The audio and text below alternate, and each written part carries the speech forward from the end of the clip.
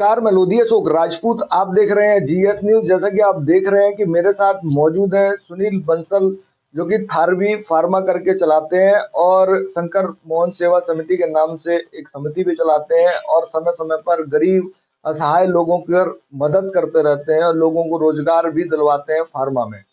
और जैसा कि देखा जाता है, कोई भी विशेष पर्व हो या त्योहार हो, उसमें गरीब लोगों को ये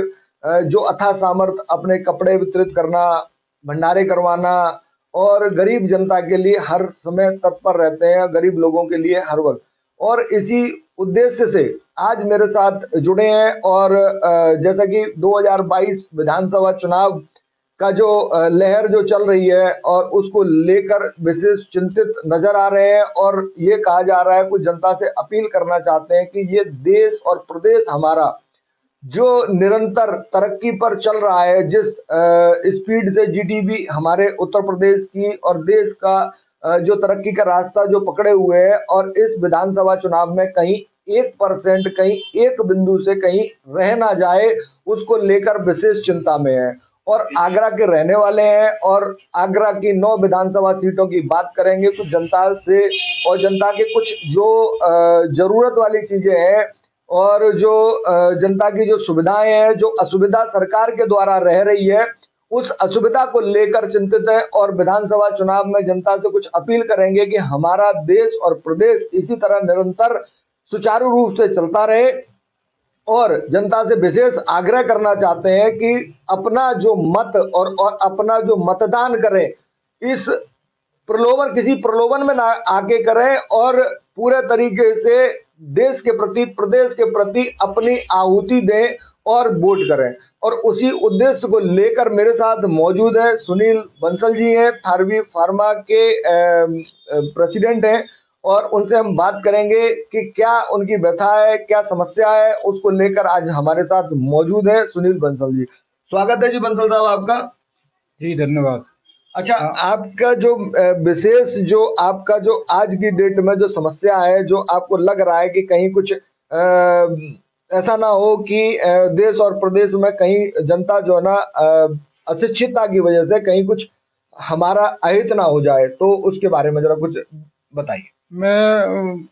मौजूदा स्थिति में जो चुनाव प्रक्रिया चल रही है, चुनाव प्रक्रिया में विभिन्न प्रकार के प्रलोभन अलग अलग पार्टियों द्वारा दिए जा रहे हैं, जिसमें ग्रामीण क्षेत्रों की मूलभूत जो समस्या हैं, जैसे स्वास्थ्य के क्षेत्र में दूर दराज की एरिया में, ग्रामीण एरियाओं में हॉस्पिटलों की और डॉक्टरों की उपलब्धता निरंतर यानी आप जरूरतमंद यानी जरूरत के समय पर रेगुलर नहीं मिल पाती है। उसके लिए मेरा एक सुझाव ये है कि अगर बीजेपी गवर्नमेंट सत्ता में आती है और आनी भी चाहिए, तो वो इस समस्या पर ध्यान देते हुए जहाँ पर जो पहले से आरएमपी डॉक्टर और बीएमएस डॉक्टर प्रैक्टिस कर रहे हैं और साथ में जो बच्चे और बच्चियाँ बी फार्मा और डी फार्मा करके डिग्रियां प्राप्त कर ली हैं, उनको गवर्नमेंट अपनी तरफ से कोई प्राइमरी ट्रीटमेंट के लिए एक प्रशिक्षण देकर उनको प्रशिक्षण दिया जाए। प्रशिक्षण देकर एक प्रमाण पत्र के साथ में उनको एक क्लिनिक घर के नाम से उसी एरियाओं के रहने वाले बच्चों को या जो पहले से जो सेवाएं दे रहे हैं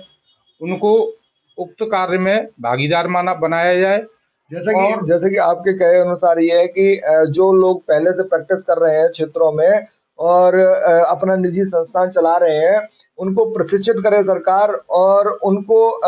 एक प्रमाण पत्र देने के बाद में और सरकार से उनको टाई अप करा दिया जाए। हाँ, सरकार को ऑनलाइन उनको जैसे पीएससी से, सीएससी से, सीएमओ लेवल से सरकार की पोर्टल से उनको जोड़ा जाए, जिससे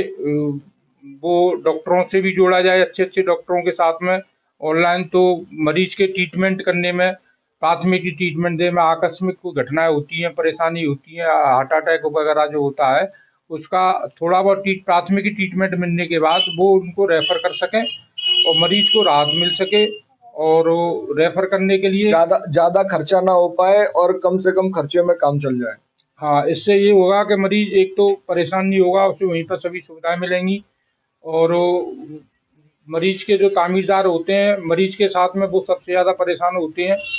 तो उनको साथ ही साथ वहाँ प्राइमरी ट्रीटमेंट मिल जाएगा। जैसा कि अभी देखा जा रहा है, प्रदेश सरकार ने आदेश कर दिया है और बहुत सारे मेडिकल कॉलेजों का शिलान्यास हो चुका है और मेडिकल कॉलेज बहुत सारे खुलने वाले हैं। करीबन बताया जा रहा है कि 100 के करीबन मेडिकल कॉलेज का एक वो है कि मोटो लेकर सरकार चल रही है, तो उसके बारे में क्या कहना चाहेंगे आप? नहीं, मेडिकल कॉलेज तो गवर्नमेंट बनाएगी तो शहरी क्षेत्र में बनाएगी, लेकिन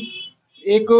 कस्बा ग्रामीण क्षेत्र में, कस्बे से दूर भी काफ़ी 10-10, 20-20 किलोमीटर ग्रामीण एरिया बसा हुआ है, वहाँ पर किसी तरह की सुविधाएं नहीं मिल पाती हैं। किसी महिला को अगर डिलीवरी होती भी है तो गवर्नमेंट की आशाएं, एएनएम और आंगनवाड़ी कार्यकर्ता वो भरपूर प्रयास कर रहे हैं और कोशिश कर रहे हैं और सेवाएं भी दे रहे हैं अच्छी खासी।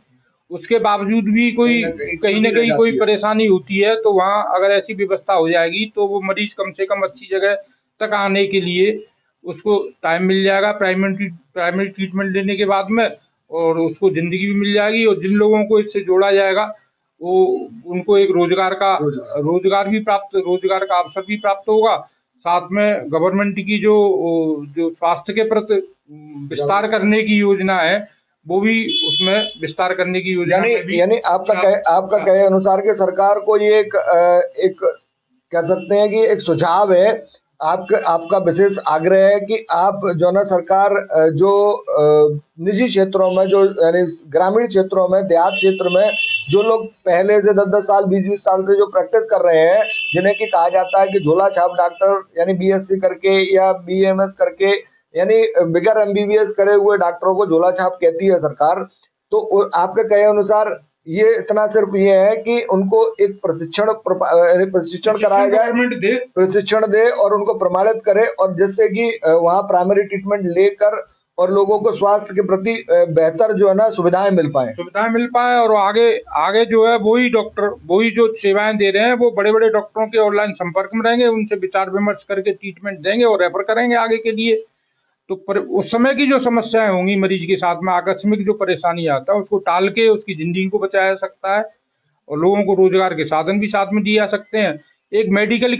मेडिसिन किट भी जो इमरजेंसी व्यवस्थाओं में यूज की जाती है मेडिसिन है, उसकी भी व्यवस्था गवर्नमेंट घर पे करने की कोशिश करे। अच्छा, जैसे कि अभी देखा, यानी आपके कहे अनुसार ये है कि एक सरकार से लोग जुड़ेंगे, सीएससी पीएससी केंद्र से जुड़ेंगे, तो एक डाटा भी एक अच्छा होगा कि हमारे क्षेत्र में कितने किस किस प्रकार की बीमारियां फैल रही हैं और यानी टाइमली चेकअप होते रहेगा, तो अपडेट रहेगा स्वास्थ्य विभाग। आपका कहने का मतलब? हाँ, इन सबसे सब ऑनलाइन सब एक दूसरे से जानकारी में रहेंगे, डॉक्टरों से डिस्कस करेंगे, तो ये सब जानकारियां आपस में मिलेंगी भी कि किस क्षेत्र में क्या बीमारी प्रेजेंट में चल रही है। जैसे कि अभी जो कोरोना की तीसरी लहर चल रही है, तो यानी सरकारी जो स्वास्थ्य कर्मी है वो घर घर नहीं पूरी तरह पहुंच पाते, आशा कार्यकर्ती और यानी एएनएम ये लोग कर रहे हैं। तो आपके कहे अनुसार कि जैसे मानो कि जो बीएमएस और जो क्षेत्र में जो भी प्रैक्टिस कर रहे हैं, तो अगर उनके पास भी अगर डाटा होगा तो वो डाटा कलेक्ट करके यानी एक्चुअल जो पोजीशन है और बीमारी की स्थिति पूरी तरह पता चल सकती है और काउंटिंग पूरी रहेगी। हाँ, काउंटिंग पूरी के साथ में वो गवर्नमेंट पर भी डाटा दे सकते हैं, जिससे गवर्नमेंट अपना एक्शन लेने में, सुविधाएं देने में, ट्रीटमेंट की व्यवस्था करने में, अच्छे अच्छे डॉक्टरों भेजने में कोई भी संक्रमण ज्यादा से ज्यादा ना फैल पाए। हाँ, और कोई भी संक्रमण किसी तरह से ज्यादा नहीं फैल पाएगा। तो इससे जो है लोगों के स्वास्थ्य के बारे में बहुत ज्यादा लाभदायक रहेगा, लोग जागरूक भी होंगे बीमारी से संबंधित। अच्छा, अभी जो आप कह रहे थे कि आपका कहे अनुसार कि वही मतदाता और अभी विधानसभा चुनाव को लेकर आप क्या कहना चाहेंगे? मतदाता और मत और विधानसभा चुनाव के लिए मैं कहना चाहूँगा कि मतदान में सब लोग अपनी नित्य क्रिया से फ्री होकर सबसे पहले मतदान करें। मतदान में ज़्यादा से ज़्यादा अपनी भागीदारी दिखाएं, उत्सुकतावश मतदान करें,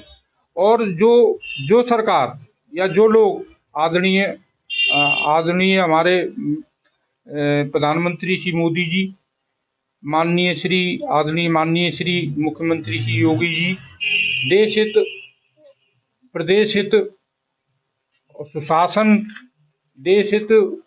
हित और सुशासन, गुंडागर्दी खत्म करना, भयमुक्त सरकार देना,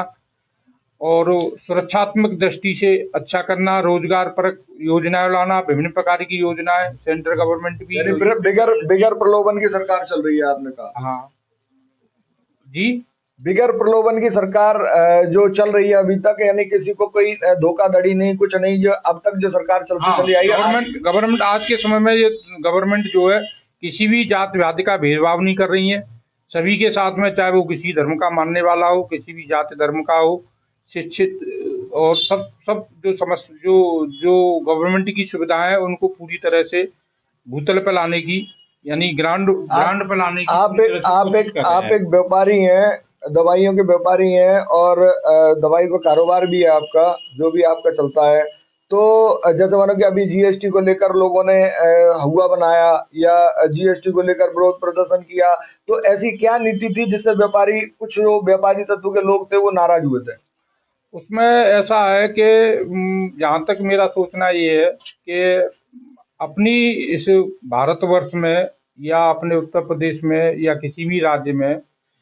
कुछ ही लोग हैं जो सही तरीके से गवर्नमेंट के नियम और कानून के अनुसार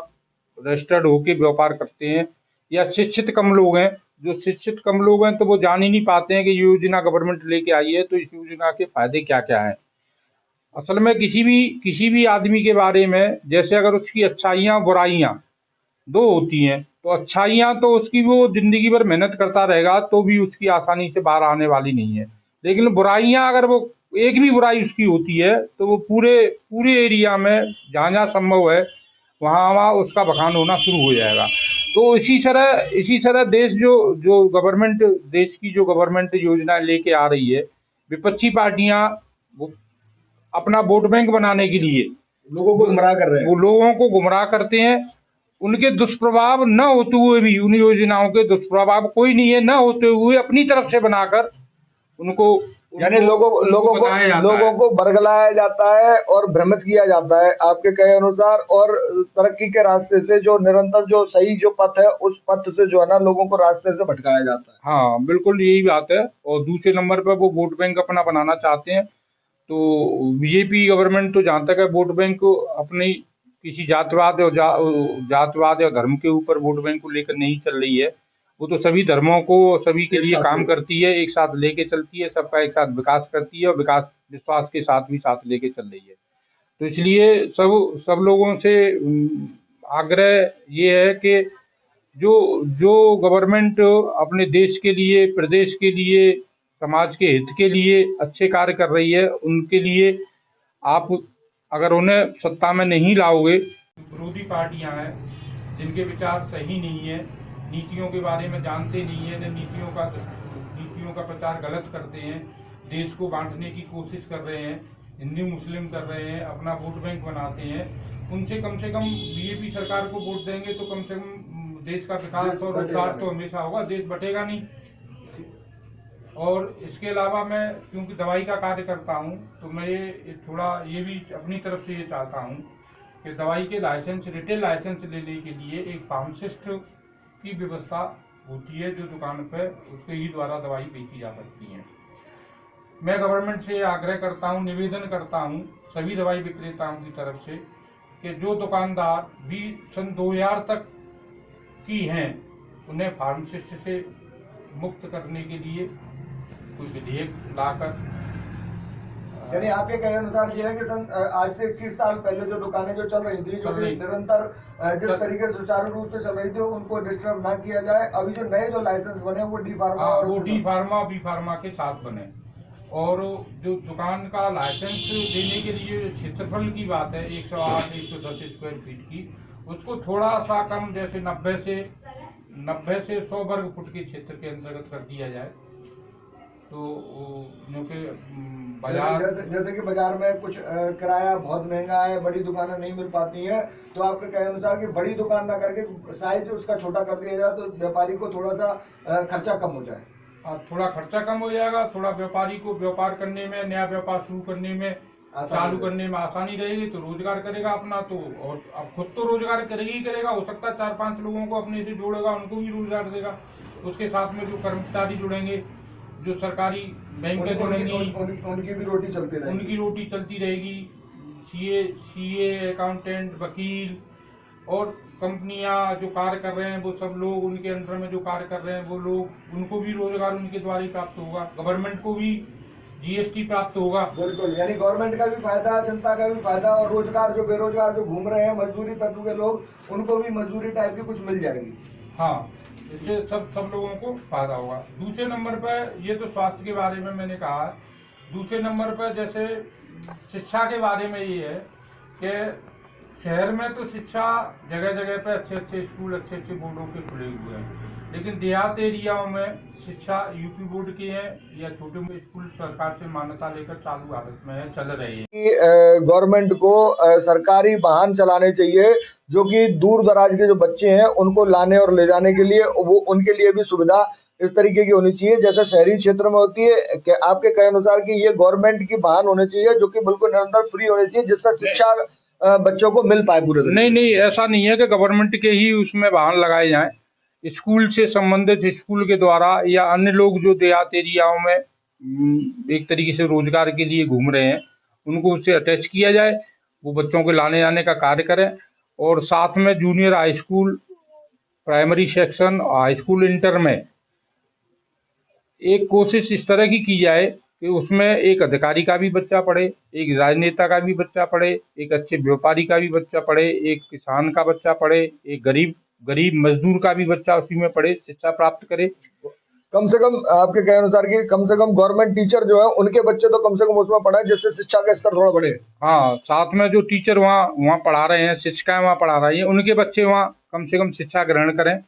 जिससे शिक्षा का स्तर में सुधार आएगा। यानी आपका कहने का मतलब यह है कि कुछ ना कुछ ऐसा बदलाव करना चाहिए गवर्नमेंट बनने के बाद में, जो गवर्नमेंट टीचर हैं, जो शिक्षिकाएं हैं, वो अपने बच्चों को अपने साथ लेके जाएं, जिससे कि अपने बच्चों को वहां पढ़ाएंगी तो जो गरीब तबके के जो बच्चे हैं उनको भी थोड़ा नजर रहेगी और शिक्षा का स्तर बढ़ेगा। हाँ, ये तो है ही। जब अच्छे शिक्षित बच्चों के बच्चे भी शिक्षित उसी स्कूल में होंगे और गरीब बच्चे का, मजदूर का भी शिक्षित हुआ, तो शिक्षा का स्तर थोड़ा बढ़ेगा ही, अच्छा होगा स्तर। तो उसमें ये है कि हाई स्कूल इंटर में जो हाई स्कूल इंटर या कक्षा 8 में एक वरीयता क्रम के अनुसार आगे की जो स्थिति में, चाहे वो किसी जाति धर्म का हो, एक छत के नीचे हर धर्म का आदमी, बच्चे, जाति धर्म के बच्चे एक ही छत के नीचे पढ़ें, वहीं से उन्नति करते हुए आगे विकास के रास्ते पर जाएं, नौकरियां पाएं, देश को विकास के रास्ते पर ले जाएं। साथ में ये है कि वरीयता क्रम में, जैसे हाई स्कूल और इंटर की वरीयता क्रम में सबसे पहले यूपी बोर्ड के बच्चों को, खास करके गवर्नमेंट के द्वारा जो चलाया जा रहा है और गवर्नमेंट से संचालित, गवर्नमेंट के द्वारा क्या कहें उसे, गवर्नमेंट के द्वारा डिग्री प्राप्त करके, मान्यता प्राप्त करके जिनको चलाया जा रहा है, उनकी एक वरीयता क्रम के अनुसार आरक्षण में पहले, सबसे पहले वरीयता क्रम में उन्हीं को, सरकारी बच्चों को लिया जाए। सरकारी बच्चों नहीं, सरकारी बच्चे नहीं, जो प्राथमिकता उन्हीं बच्चों को दी जाए जो यूपी बोर्ड से पढ़े हैं और गवर्नमेंट से दिए गए मान्यता प्राप्त स्कूल से पढ़े हैं। और साथ में एक, इसके साथ में एक ये और मेरा सुझाव ये है, मैं कहना चाहता हूँ कि अगर जो शिक्षक उसी स्कूल में बच्चों को पढ़ा रहा है, बच्चों के द्वारा एक शिक्षक को ग्रेड दी जाए, जैसे ए ग्रेड, बी ग्रेड और सी ग्रेड। ए ग्रेड में वो शिक्षिकाएं जो अति उत्तम शिक्षा प्रदान कर रहे हैं, डेली समय पर आ रहे हैं, पूरा समय बच्चों के ऊपर दे रहे हैं। बी ग्रेड में जो थोड़ा उनसे कम मेहनत कर पा रहे हैं, अति उत्तम से थोड़ा कम मेहनत कर पा रहे हैं और योगदान अपना वो भी कर रहे हैं। सी ग्रेड में वो शिक्षिकाएं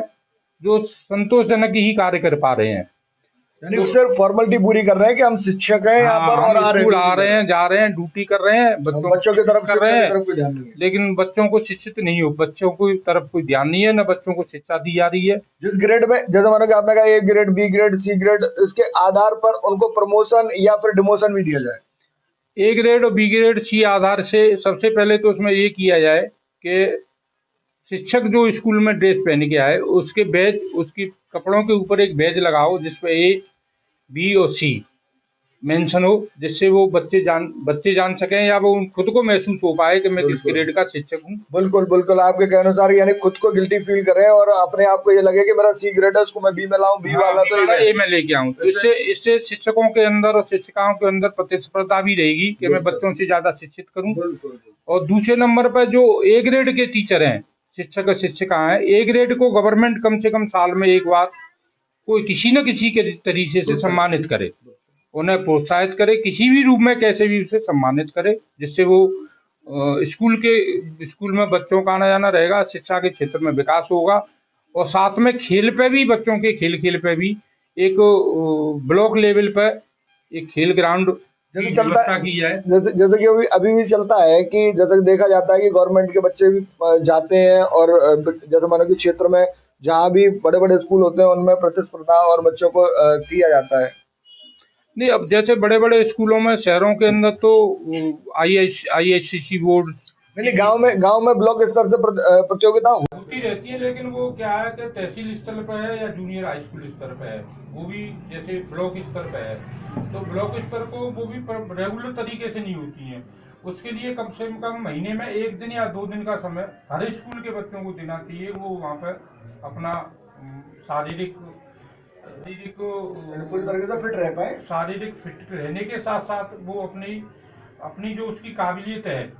या जिस क्षेत्र में वो रखना चाहता है, खेल के क्षेत्र में, जो प्रतिभा है उसको एक उच्च स्तर पर लाकर और देश की नाम करना। हाँ, अपनी प्रतिभा को वो निखार के उसी हिसाब से उसी क्षेत्र में उसको गवर्नमेंट अग्रणी करने के लिए प्रेरित करे। मेन उद्देश्य ये है। उसके पीने के पानी की समस्या बड़ी जबरदस्त है, शहर में भी है, देहात एरिया में भी है, कस्बों में भी है। उसके लिए हमारी गवर्नमेंट यानी पानी पीने की जो असुविधा या जो समस्याएं जो रह रही है, तो उसके लिए क्या सुझाव जो देना चाह रहे हैं? मेरा उसके लिए सुझाव इतना है कि जैसे एक गवर्नमेंट जल की व्यवस्था, जगह जगह नलकूपों की व्यवस्था करा रखी है, टंकी की व्यवस्था करा रखी है, उनकी देख रेख साथ होने के अलावा साथ साथ अगर ऐसा किया जाए, उसमें जैसे एक 2000 आबादी के ऊपर एक नलकूप की व्यवस्था उसी एरिया के रहने वाले आदमी को एक लॉटरी के द्वारा 20 लोगों की में से छांट के एक लॉटरी के द्वारा वहीं के लोगों को दे दी जाए, और पाइपलाइन डाल के 2000 की आबादी के प्रति 2000 की आबादी के ऊपर उनको व्यवस्था कर दी जाए पानी सप्लाई करने की। और साथ में उनको जो लाइट का कनेक्शन दिया जाए वो गवर्नमेंट आधे इलेक्ट्रिसिटी बोर्ड का जो नियम है उसके जो आपके कहने अनुसार आधा गवर्नमेंट सब्सिडी दे और आधा जो जनता क्षेत्र की जनता वो भरे। हाँ, आधा गवर्नमेंट सब्सिडी दे और आधा क्षेत्र की जनता भरे। साथ में जो सुविधाएं पब्लिक वहां से प्राप्त करेंगी, तो थोड़ा सा योगदान जो पब्लिक का बनता है या होना भी चाहिए, जिससे वो जो पानी की व्यवस्था सुचारू रूप से चलती रहे, तो योगदान भी अपने तरीके से करती रहे। तो जो लोग वहाँ पे इस कार्य को संभालेंगे, तो जरूरी नहीं है कि वो गवर्नमेंट से ही अपॉइंटमेंट हो, वहाँ के ही रहने वाले लोग ही उसी व्यवस्था को देखते हुए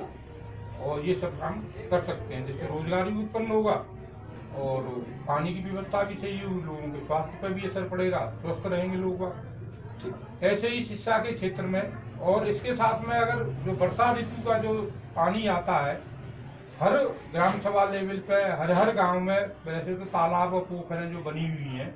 उनमें गवर्नमेंट की तरफ से जल को संचय करने की व्यवस्था है। ग्रामीण क्षेत्र और खेतों में भी जल को एक्स्ट्रा जल होता है, या शहरों में या गांव में जो वर्षा का वो नालियों के द्वारा एक्स्ट्रा बह जाता है, उसके लिए कम से कम गवर्नमेंट एक जल संचय करने की व्यवस्था को या उन नालियों के द्वारा उस पानी को वहां तक पहुंचने की समुचित व्यवस्था करें। यानी कहने का मतलब ये कि पानी को स्टोर कर लिया जाए और उसको स्वच्छ करके उसको भी काम में ले सकते हैं। हाँ, पानी को स्वच्छ कर लिया जाए और उसको स्वच्छ करते हुए उसको नहाने के, कपड़े के, जानवरों के यूज में लेकर के, तो पानी की समस्या से भी निदान मिलेगा। जैसे कि कहा जाता है कि जल ही जीवन है, और जल कम होते जा रहा है, उसकी वजह से आने वाली समस्याएं जो आने वाली पीढ़ियों को कहा जा रहा है कि जल नहीं मिलेगा तो संरक्षित रहेगा, तो उससे लोगों को जल मिलता रहेगा, तो जल की जो कटौती जो हो रही है वो नहीं होगी। हाँ, जल संचय करने से वर्षा ऋतु का जल अगर वेस्ट नहीं होगा, उसका यूज समय समय पर होता रहेगा, तो जल की कमी कम आएगी। जमीन से जल का उपयोग कम किया जाएगा तो जमीन उसका उपयोग ज़्यादा रहेगा। इसी तरीके से सिंचाई के क्षेत्र में भी गवर्नमेंट अगर 20 बीघा के अंदर एक नलकूप की व्यवस्था करा के उन्हीं लोगों जिनके खेत है उन्हीं के द्वारा पाइपलाइन से पानी सप्लाई कराए पानी को, और हो सके जैसे सरकारी भूखंड पड़े हुए हैं जगह जगह पे वहाँ पर पानी को इकट्ठा करने की व्यवस्था कराए गवर्नमेंट, उन्हीं के द्वारा खेतों में पानी की सप्लाई हो सकती है। जो पानी वर्षा ऋतु का बह जाता है, वर्षा ऋतु का जो वेस्ट पानी चला जाता है उसको आपके कहे अनुसार कि जो हजारों हेक्टेयर जो जमीन पड़ी रहती है उनको एक इस तरीके की व्यवस्था बनाई जाए। गवर्नमेंट से आप आग्रह कर रहे हैं कि वो आने वाले समय में सिंचाई के रूप में काम करते रहे। हाँ, आगे वाले रूप में वो सिंचाई करके सिंचाई करने में उससे बहुत कुछ सहयोग मिल सकता है, और किसानों के बच्चों को ऑर्गेनिक खेती करने के लिए प्रेरित किया जाए, जिससे छात्रों को रोजगार भी मिलेगा, किसानों को रोजगार मिलेगा, उनका आय का साधन बढ़ेगा।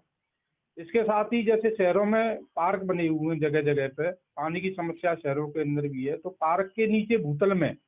वर्षा के जल को इकट्ठा करने की व्यवस्था की जाए। ऊपर पार्क बना रहे तो वो उसको स्वच्छ करके पानी को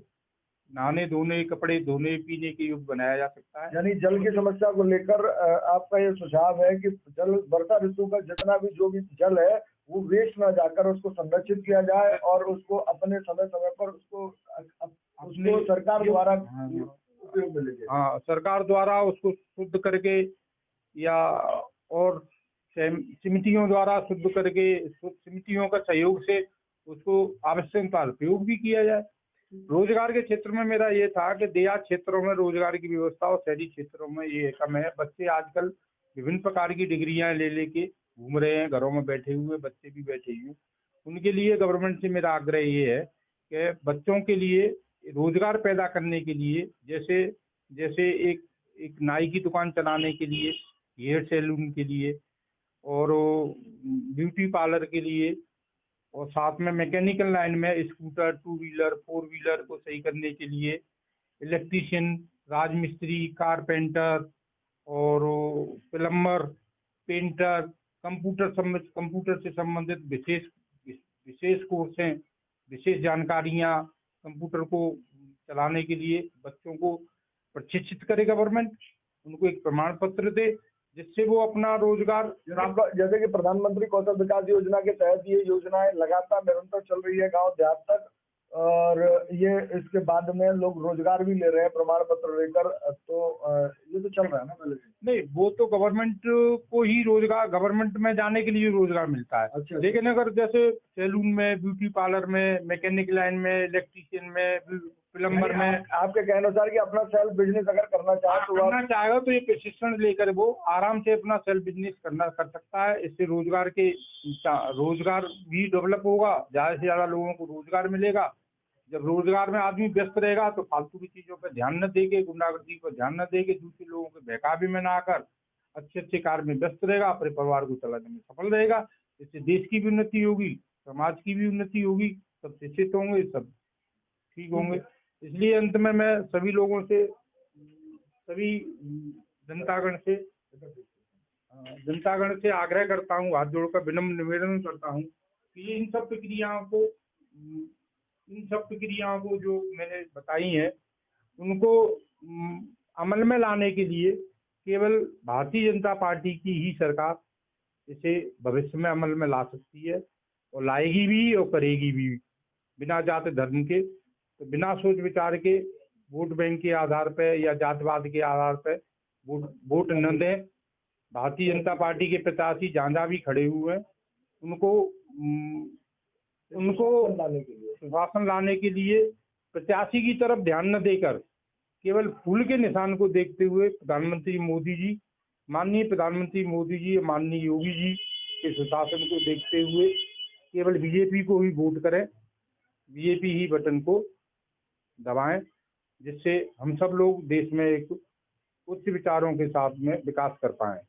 धन्यवाद। जैसा कि आप देख रहे थे मेरे साथ समाज सेवी जो कि एक संस्था जो चलाते हैं और निरंतर लोगों की सेवा करते रहते हैं, और एक संगठन भी उन्होंने बनाया हुआ है और गरीब असहाय लोगों के लिए हर वक्त तत्पर रहते हैं और समय समय पर सारी चीजें उनको अथा सामर्थ्य उनको प्रोवाइड कराते रहते हैं, जैसे कि रोजगार हो, किसी प्रकार के लेबर क्लास के लोग जो कि घूम रहे होते हैं, तो अपनी फार्मा लाइन में कहीं ना कहीं उनको यानी उनको रोजगार दिलवा देते हैं, जिससे कि लोगों की रोजी रोटी चलते रहती है।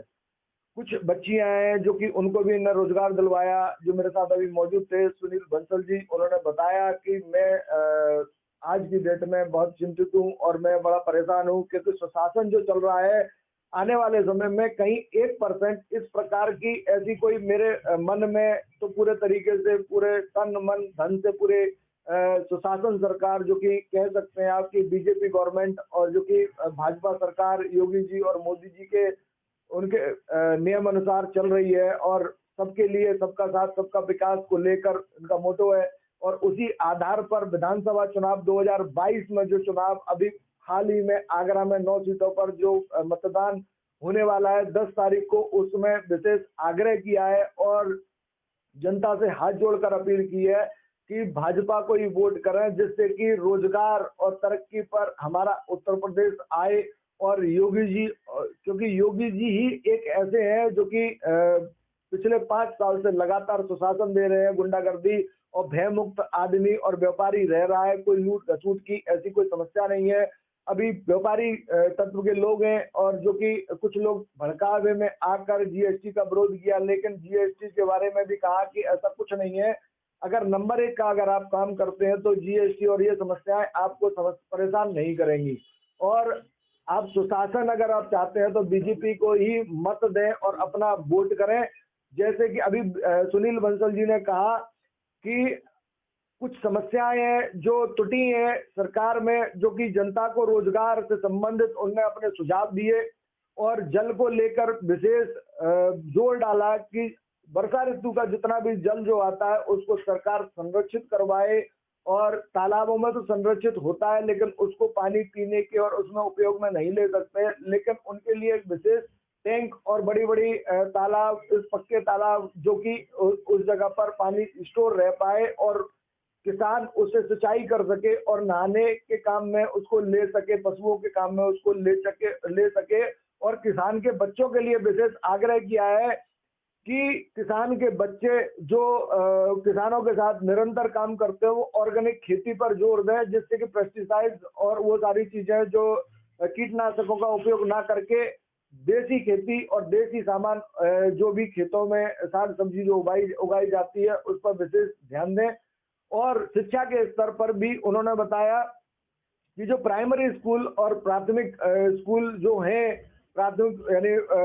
पूर्व माध्यमिक विद्यालय 8वीं तक, 10वीं तक, 12वीं तक के जितने भी टीचर्स हैं, उनके बच्चे जो गवर्नमेंट टीचर हैं, उनके बच्चे गवर्नमेंट स्कूल में ही पढ़ाए जाए, जिससे कि बच्चे गवर्नमेंट टीचरों के बच्चे अगर उसी स्कूल में अगर पढ़ते हैं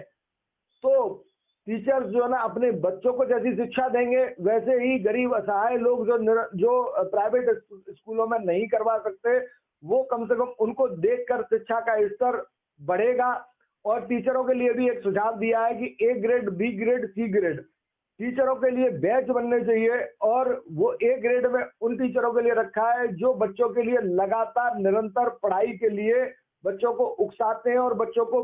तरह तरह के तरीके से बच्चों को पढ़ाने की कोशिश कर रहे हैं। बी ग्रेड में उन टीचरों को रखा गया है कि जो सिर्फ अपना आते हैं और